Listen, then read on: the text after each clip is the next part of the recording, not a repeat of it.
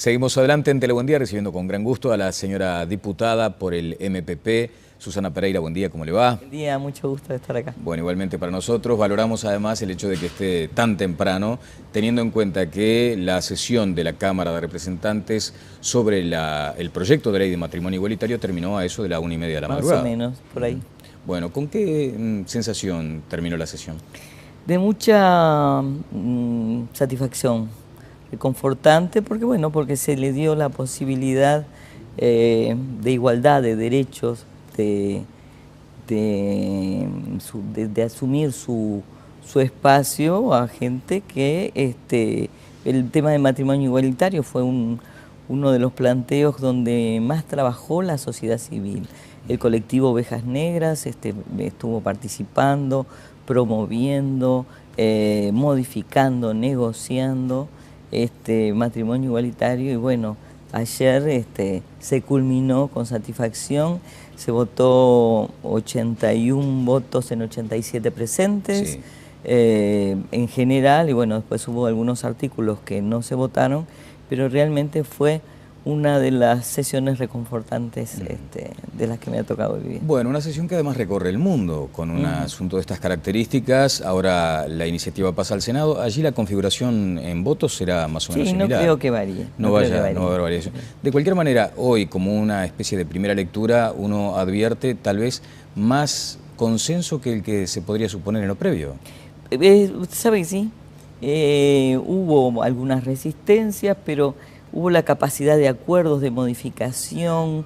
Quien lo propuso fue muy amplio, escuchó, negoció. Entonces, cuando pasan estas cosas, se logran los objetivos con estas mayorías abrumadoras. Bueno, donde se generó como un momento de tensión fue el momento en el que se analiza también la eventualidad de adopción de niños por parte de parejas del mismo sexo. Sí, en la medida que tienen el mismo derecho a casarse, también tienen derecho a la adopción y tienen derecho a, bueno, nosotros habíamos laudado hace poco tiempo en la ley de reproducción asistida muchos de los temas que se trataron acá, la inseminación artificial, los donantes son anónimos, así que no hay como saber quién es el padre o no, y el caso que generó alguna discusión más fue en el artículo 14, donde podía estar la opción de que una pareja concebida, por ejemplo, de dos mujeres, una de ellas tuviera relaciones para concebir. Claro. En ese caso hay un padre, y ese padre debe ser reconocido, sí, es la ley. Pero luego de subsanado ese tema, y quienes entendían inconveniente laudarlo así no lo votaron, Sí, fue el artículo más polémico, efectivamente. Bueno, esperemos ahora por el trámite en el Senado. Señora diputada, le invito a escuchar al señor ministro del Interior, que lo conoce de cerca, su esposo, respecto a una situación con la que queremos iniciar esta entrevista. Veámoslo. ¿Va a acompañar a Susana el día casi que de la consagración, se supone?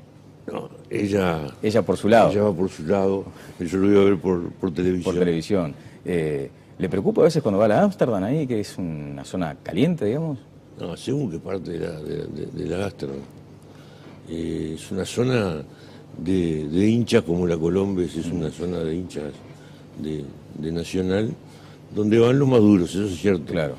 Pero están medio ubicados en el centro, y supongo que no va al centro, que va... Bueno, supone, pero ¿qué le dice ella, por ejemplo? Que va contra la Olímpica, contra la América. Bueno, las cosas que habrá en esa interna también, ¿no? Bueno, de hecho, ahora, afortunadamente, hace bastante tiempo no hay incidentes en el fútbol, pero en un momento fue un factor de preocupación, porque no era simplemente una cuestión de hinchadas, había de todo ahí adentro, ¿no?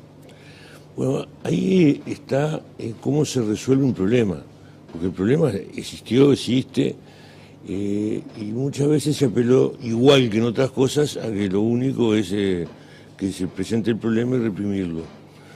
Nosotros hemos apostado bastante a intentar un cambio cultural que empieza con los jóvenes y a prevenir en cuanto a que haya una relación distinta ante las hinchadas.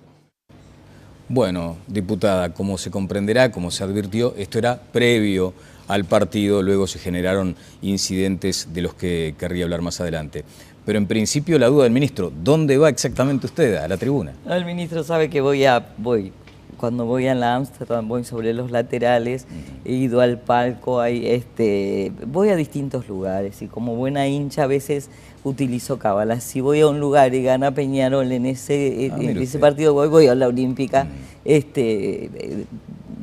durante el campeonato. A veces voy al palco, a veces tengo amigos en palco que nos invitan. Tengo un espectro de amistades en los distintos lugares que me permite ir a todos lados. Está bien. ¿Dónde estaba el día del partido? No, estaba en la Amsterdam, sí. Ajá. Contra la Tribuna Olímpica. ¿Mucho mito con respecto a la Amsterdam desde su punto de vista? Sí, por lo menos cuando se jugaba un partido como el otro día, que éramos 50.000 hinchas de Peñarol esperando para festejar el campeonato de apertura.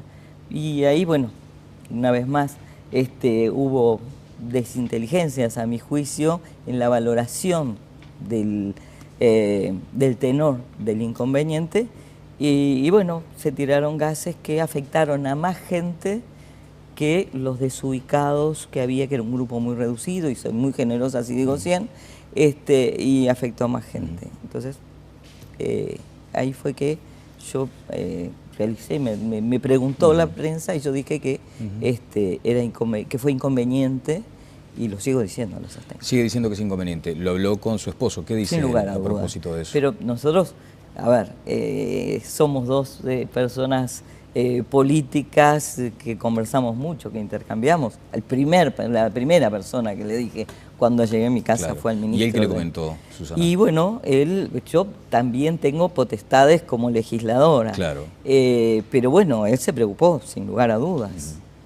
Y bueno, se están realizando las investigaciones del caso a nivel del ministerio. A nivel, por ejemplo, de su rol de legisladora, ¿realizó un pedido de informes como eventualmente podría corresponder? No, hablé directamente con la gente que estaba involucrada por las cercanías, porque conozco mucho a la gente del ministerio.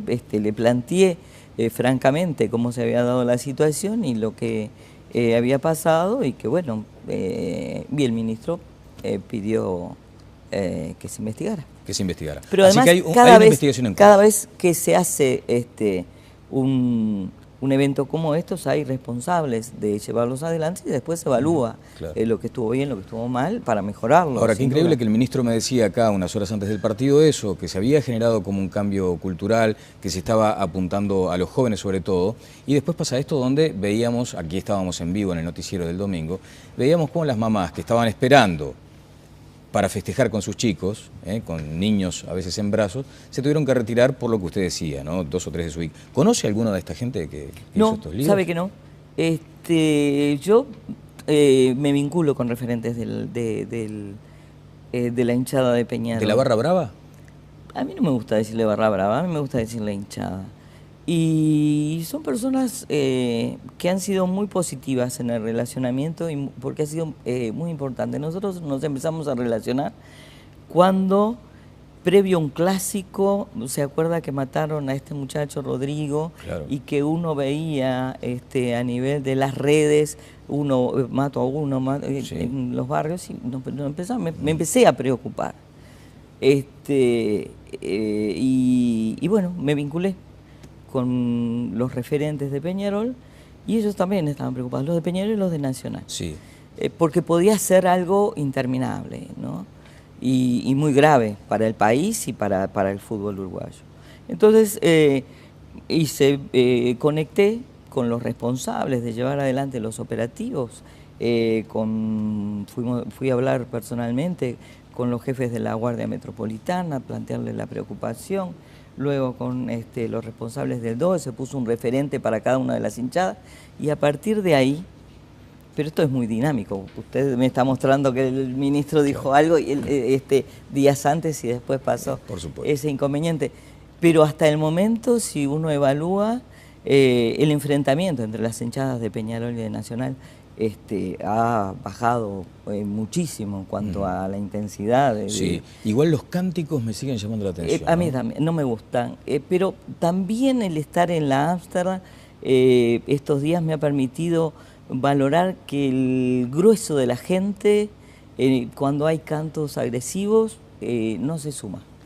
Ajá. No se suma, queda un grupo, si Claro. uno lo escucha de afuera, queda un grupo más reducido cantando eso. Claro. Ahora, está el hincha, ¿no? Bueno, de hecho es una denominación bien uruguaya eso de hincha. En otros países se los denomina de otra manera. Está el hincha ese auténtico que va y que siente la pasión por su equipo. Pero después están estas personas que utilizan a las hinchadas y se ponen en el riñón de la hinchada para hacer cualquier tipo de tropelías. Hay delincuentes, porque usted dice, no son barra brava. ¿Cómo los denominaría? Yo creo que hay hinchas de Peñarol y gente que va a perturbar en la hinchada de Peñarol, en la de Nacional, en la de Cerro. Yo creo que hay un tema que, bueno, tiene que ver con la sociedad de hoy, que tiene que ver con la rudeza que hay, cómo ha cambiado nuestra sociedad en cuanto a la agresividad, a las cosas. Hay muertes que pasan en la familia, más allá de los de violencia doméstica, que han sido muchos importantes, pero entre primos, hermanos, hijos. Y este momento, cuando nos acercamos a la fiesta y todo eso, es como que eso genera más rispidez o más enfrentamiento. Más crispación, ¿no? Exacto. Pero eso se ve en las hinchadas, el tema de la droga, y a mí me consta que tanto Peñarol como los referentes se preocupa mucho del tema de la droga, no del consumo, sino de la venta, sobre todo. ¿Y a usted le consta que ese tipo de situaciones se da en las hinchadas mayoritarias? Se da en el país eso. Claro, pero en las hinchadas específicamente, usted que lo vive de cerca. Eso es un caldo de cultivo para quienes quieren meterse en... meter la droga en estos lugares. ¿Ha visto transacciones, por ejemplo? No, usted? Para nada. Si no, las tendría que denunciar en su sin condición de duda, legislador. Sin ¿no? duda, sin duda, sin duda. Lo que sí, por ejemplo, me consta que hay gente que quiere meterse en la hinchada de Peñarol, de Nacional y de otros cuadros, tratando de meter la droga en eso. Claro. Es una pelea que está dando la policía, y en los cuadros a mí me consta, digo, porque creo en la buena voluntad de todos los dirigentes del fútbol uruguayo que no que están peleando por eso. Me dijeron el otro día que el origen del incidente fue precisamente confrontación de grupos vinculados a la hinchada dura de Peñarol. ¿Es así? ¿Usted qué información tiene de eso? El día que Peñarol salió campeón no fue ese el tema. Sí decían que cuando jugó con Wander hubo un enfrentamiento que no puedo decir porque no estaba en ese partido. Había ido a la marcha contra la violencia doméstica y la muerte de las mujeres, que fue en el mismo día, y no fui al estadio. Indudablemente prioricé ese tema. Pero me consta que en el partido donde Peñarol salió campeón de la apertura, ese no fue el tema. El tema fue que se pasó gente de la tribuna olímpica a la Ámsterdam, y bueno, pasaron algunos, en un momento eran muchos, y la policía no dejó pasar más, y ahí empezaron a tirarle cosas a la policía. Y la policía reaccionó de forma inapropiada. Sí, inconveniente. Bueno, estaremos a la espera de la investigación, ¿no? Porque de hecho creo que hay un hincha que se lastimó mucho, pero lamentablemente no tiene nada que ver con este enfrentamiento entre la policía. Este chico lamentablemente un accidente. Se cayó tratando de pasar de una tribuna a la otra con la bandera y se dio un golpe muy importante, estaba muy delicado. Algunos de los hinchas se crisparon porque la policía no lo atendió en ese momento. Yo creo, no lo hablé esto, pero mi sentido común me dice que el protocolo dice que cuando se cae una persona tan alto por la intensidad del traumatismo que puede haber, no hay que moverlos. Espero que viniera la policía, y algunos podían entender como una omisión, pero se esperó a la policía, a los médicos, perdón. A los médicos. Susana, esto refiere a lo que usted decía, un estado generalizado de crispación en la sociedad, sucede en el fútbol, en los ámbitos laborales, en el tráfico. en fin, en todos lados, ¿no? Hasta en los centros estudiantiles y a veces con niños de corta edad. Y le han dicho, ¿qué valentía tiene usted, diputada, de, por ejemplo, decir que la policía actuó mal o decir que hay como rasgos de inseguridad? ¿Cómo observa entonces ese tema vinculado directamente a la gestión de su señor esposo? Con la responsabilidad que tiene la gestión. Uno, si se dice está todo bien, no pasa nada, se engaña a uno y no obtiene resultados. Me parece que la mejor situación es cuando uno evalúa, ve que las cosas no están mal, que las cosas están mal y puede mejorarlas. Y hoy, digamos, un diagnóstico a grandes rasgos, ¿no? Porque es imposible detallarlo. ¿Usted ve que se está actuando de forma eficiente en materia de seguridad? Yo creo que se están haciendo cambios muy importantes en el Ministerio del Interior, cambios muy profundos que por ahí no se perciben desde afuera, pero que están sucediendo y que los resultados se van a ver no a muy largo plazo. Bien, ¿el ministro manda? ¿El ministro en el ministerio? Sí. Sí, hay que conocer al ministro. El ministro manda de una manera muy particular.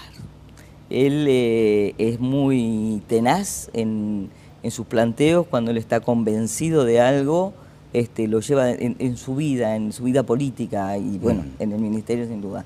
Y lo que pasa es que el ministro tiene la capacidad de escuchar, de armar buenos equipos, porque el equipo que está trabajando en el Ministerio del Interior es un muy buen equipo, es un equipo que está muy consolidado y bueno, sabe escuchar, pero sabe mandar. Bien, debería haber hecho yo una precisión respecto a la pregunta. No me refiero tal vez al caso del ministro Eduardo Bonomi, a los ministros que asumieron ya en un gobierno de izquierda, porque entienden algunos que todavía existen algunos resquemores con respecto a gobiernos de este signo y que a veces el ministro da órdenes pero no son acatadas en la base. ¿Le consta alguna situación de tensión precisamente entre una orden impartida y desobedecida? ¿En distintos ministerios o en el Ministerio del Interior? En el Ministerio del Interior específicamente. No. Y si ha pasado, ha sido menor y ha garantizado de que no volviera a pasar. Como por ejemplo, a ver, voy a poner un ejemplo.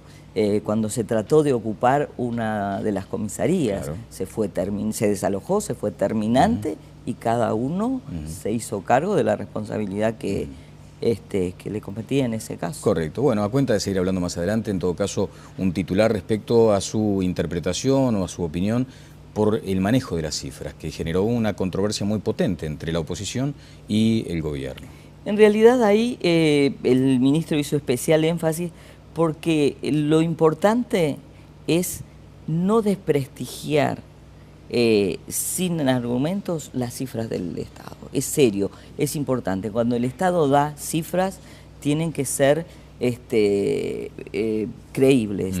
La sociedad tiene que creer en esas cifras, sean buenas o malas, haya crecido, haya decrecido, pero tienen que ser esas. Y esas tienen la